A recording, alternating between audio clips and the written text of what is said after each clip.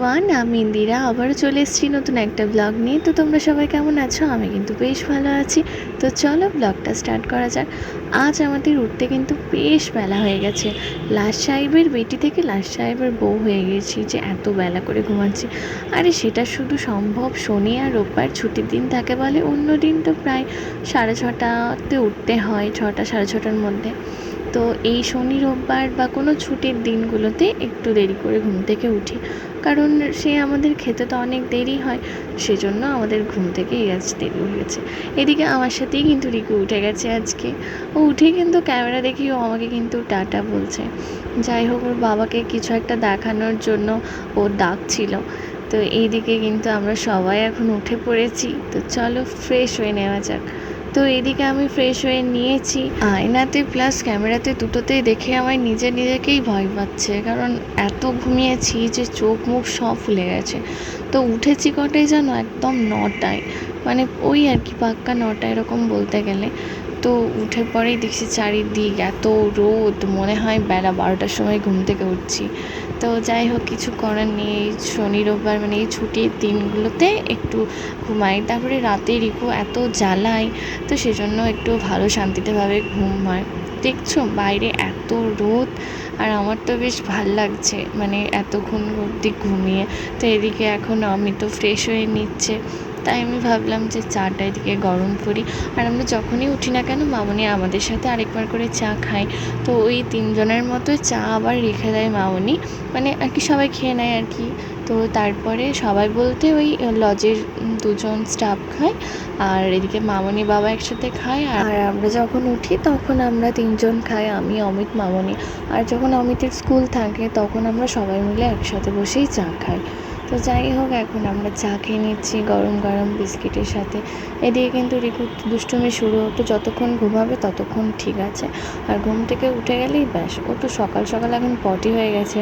আর এখন মানে এই 2.5 মাস এরকম ধরে, 2-2.5 মাস ধরে এই জিনিসটা ও করছে। যখনই ও পটি পায়, ও আমাকে কিন্তু উইপস আনতে হয় না, ও কিন্তু নিজেই নিয়ে চলে আসে। ও বলতে পারে না যে ও পটি করেছে, কিন্তু ওটা দেখে একমাত্র বোঝা যায় যে হ্যাঁ ও পটি করেছে, ও নিজে নিজে ওয়েবস নিয়ে চলে আসবে।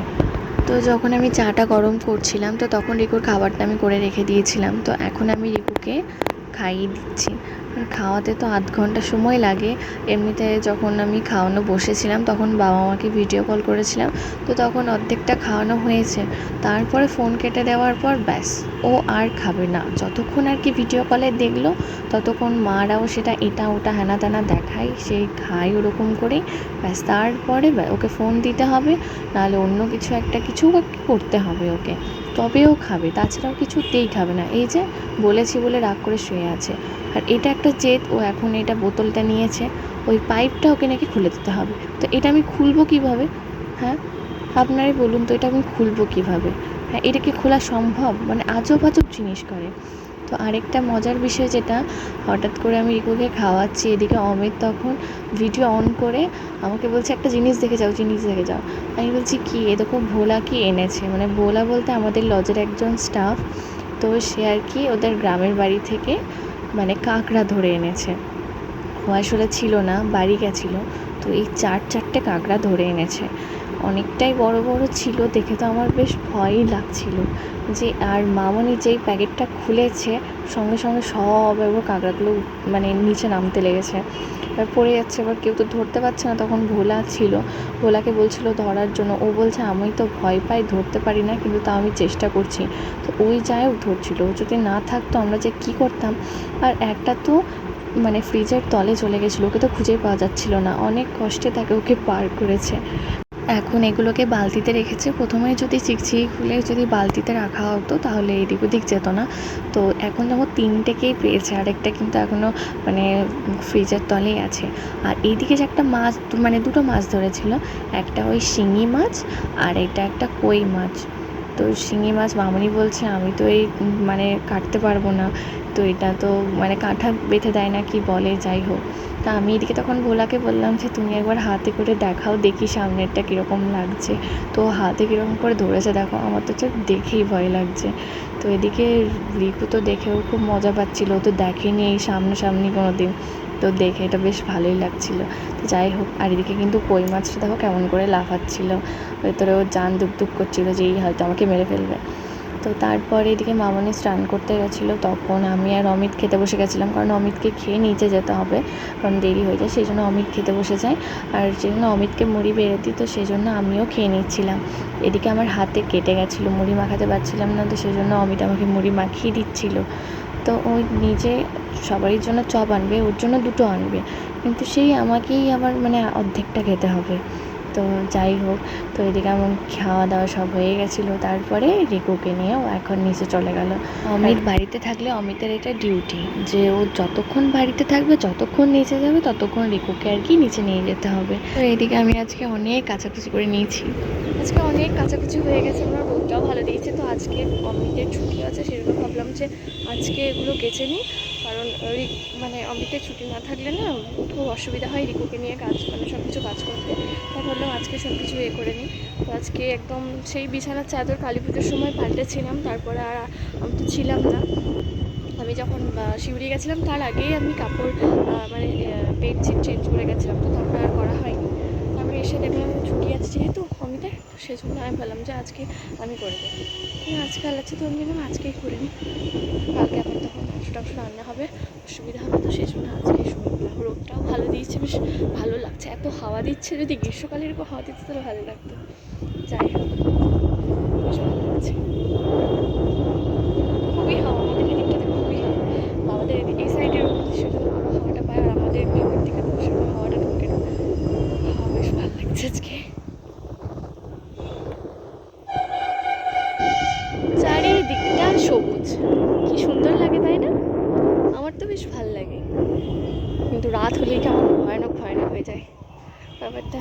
যাই হোক, স্নান হয়ে গেছে, আর তার আগে আমি রিকুকে স্নান করে দিয়েছিলাম, মামার কাছে আছে, এখন উপরে গেছে ও, মানে কিছুতেই ছাড়ছিল না।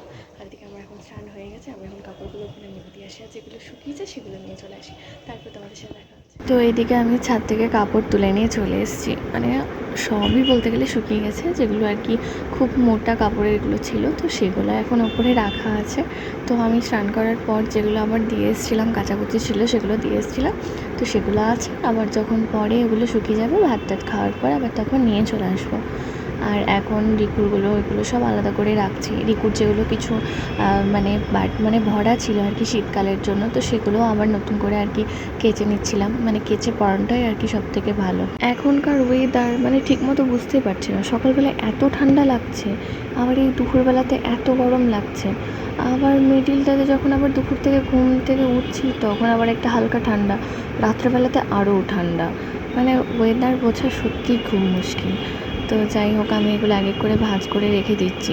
একটা টাইম ভাবতাম যে মা এই জিনিসটা করছে, আমার ঠাম্মা এই জিনিসটা করছে, আমি পারবো কি না, মানে আমি করতে পারবো তো, মানে এরকম একটা ভাবনা, মানে প্রত্যেকের মেয়ে, হয়তো আমার বলে নয়, প্রত্যেকটা মেয়েরই এরকম হয় বা হতো। তো যাই হোক, তো মানে এরকম মনে হতো যে ঠাম্মা এটা পারছে কি সুন্দর, মা এটা পারছে কি সুন্দর, আমি কি এরকম পারবো না, না এরকম পারবো না।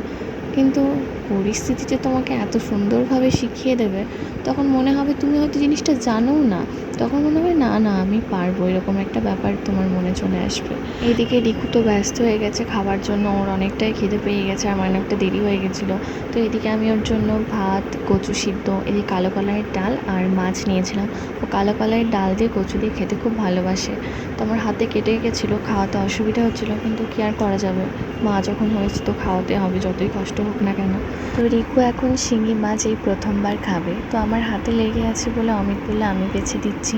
তো চলো রিকুকে এখন আমি খাইয়ে দিই, তারপরে তখন আমরা সবাই মিলে খাবো।